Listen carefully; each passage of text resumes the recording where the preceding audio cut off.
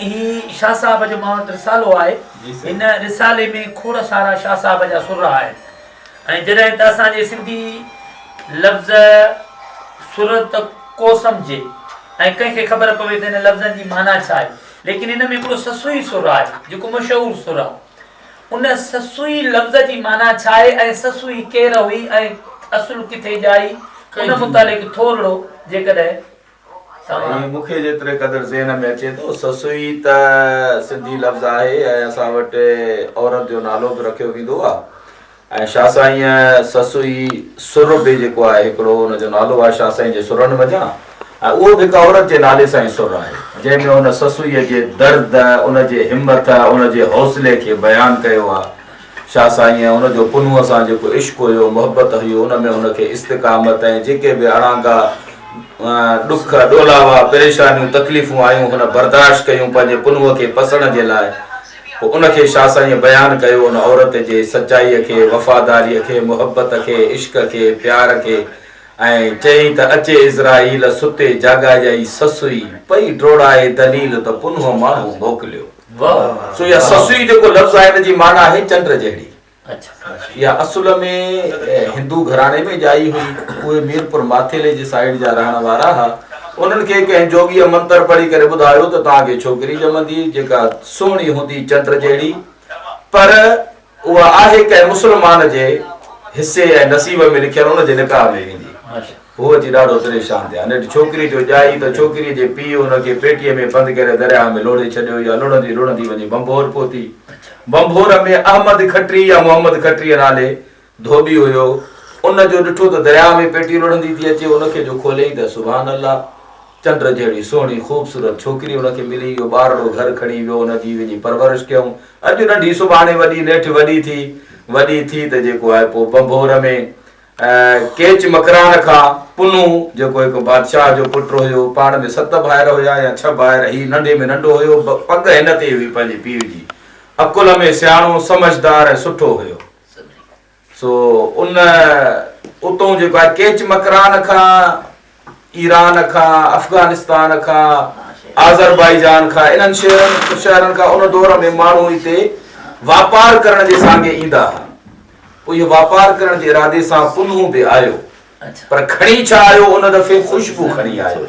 अतुर खपाइण आयो। इलाइक़े में मशहूरु थी वियो त बाबा केच मकरान खां वापारी अचनि था अतुर खणी, अतुर ॾाढो भलो आहे। पोइ पहिरियों दफ़ो इहा ससु हुई उन अतुर खे वठण जे लाइ, ख़ुशबूअ खे हासिल करण जे लाइ इन काफ़िले जे इंतज़ार में अची बीठी। जीअं बाज़ार में आयो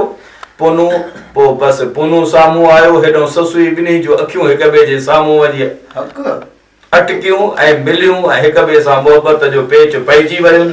पोइ जेतिरा ॾींहं पुनू हुयो उते बाज़ार में त ससुई रोज़ हुन जॻह ते ईंदी हुई, हुनखे ॾिसंदी हुई, पुनू हुनखे ॾिसंदो। नेठि पुनूअ सामान खपाए पंहिंजा साथी वापसि करे ऐं उते रहण जो इरादो कयो। पोइ नेठि वञी संग घुरियईं उन अहमद खटरीअ खां, या मोहम्मद खटरी नालो अथसि, उनखां संग घुरियईं। हुन चयो असां संग ॾींदाऊं पंहिंजनि में,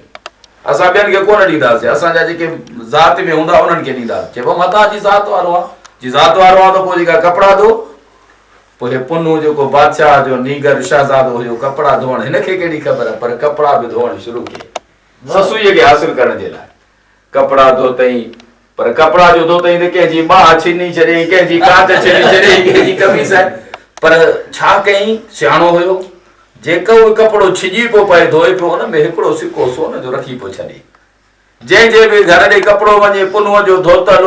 पहिरियां त ॾिसनि बाबा हे फाटो पियो आहे कपिड़ो, धोबी अलाए कीअं धोतो आहे, पर जो सोन हुनखे मिले पियो धोए, एतिराज़ कोई बि न पियो करे।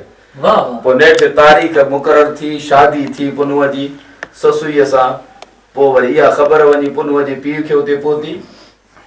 भाइरनि ॿुधायो, भाइरनि खे पुनूअ जे पीउ चयो त बाबा देरि न कयो, कंहिं बि तरीक़े सां पुनूअ खे वठी अचिणो अथव।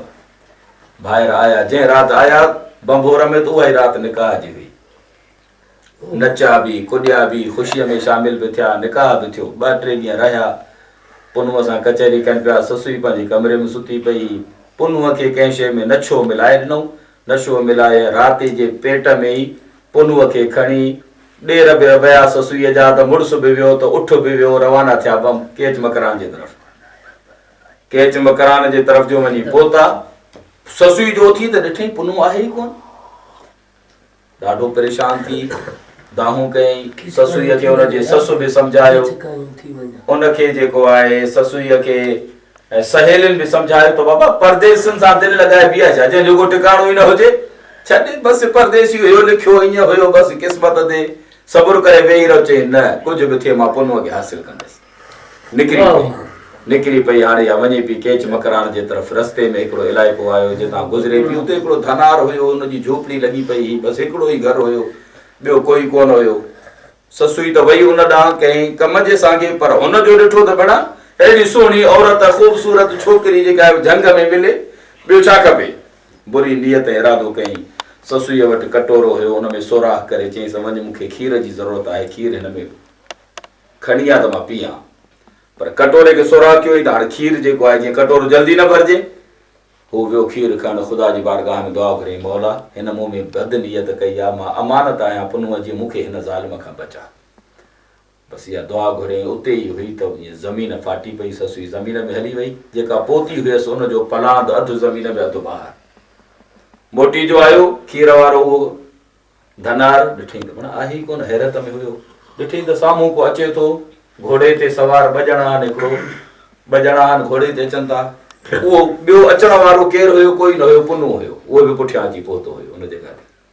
पुछा चयईंसि ॾे ख़बर चई मूंखे ॿी त ख़बर न आहे हीअं हिकिड़ी छोकिरी हुई ॾाढी सुहिणी ख़ूबसूरत हिते बीठी हुई मूंखे चई खीर खणी आ मां खीर करणु वियसि जेसि ताईं मोटियुमि त पोइ हिन हली वई अलाए काॾे ई पोती हुनखे पहिरे न हुई पुनूअ उते दाह कई चए त मालिक साईं मुंहिंजे मथां बि महिरबानी थिए बसि हुन जीअं जो उते दाहूं कयूं त उनजे लाइ बि ज़मीन फाटी उते ई पुनू बि हुन सां गॾु हलियो वियो पुनू जो उते हलियो वियो त पोइ जेको आहे इहा क़बर अॼु बि जिते ससु ऐं पुनूअ जी आहे इहा उहा ई जॻह आहे जिते हू ॿई पाण में गॾु दफ़न थी इहो आहे इश्क जो दास्तान ससुअ जंहिंखे कोन आहे सिर वञे छो मयारू मां खणा छो मयारू मां खणा वाह वाह इन ते चयो आहे कहीं त जेॾी महिल ॾेर आयासीं वठण त पोइ लीमे फ़क़ीर चयो आहे ओ रात जो मेहमान आया पर अलाए केरो हा मूं सुञाता कोन सरतियूं मूं सुञाता कोन सरतियूं मूं सुञाता कोन सरतियूं छो त आया रात जो मेहमान आया पर अलाए केरो हा पंहिंजे ॿोलीअ में पुनल सां थे सुस पुस कयूं पंहिंजे ॿोलीअ में पुनल सां थे सुस पुस कयूं मां त सम्झो शायदि मां त सम्झो शायदि हू त के मुंहिंजा ॾेर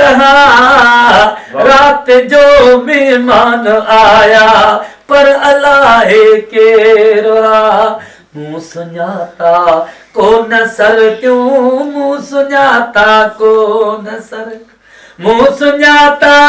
कोन सरतियूं छो त आया देर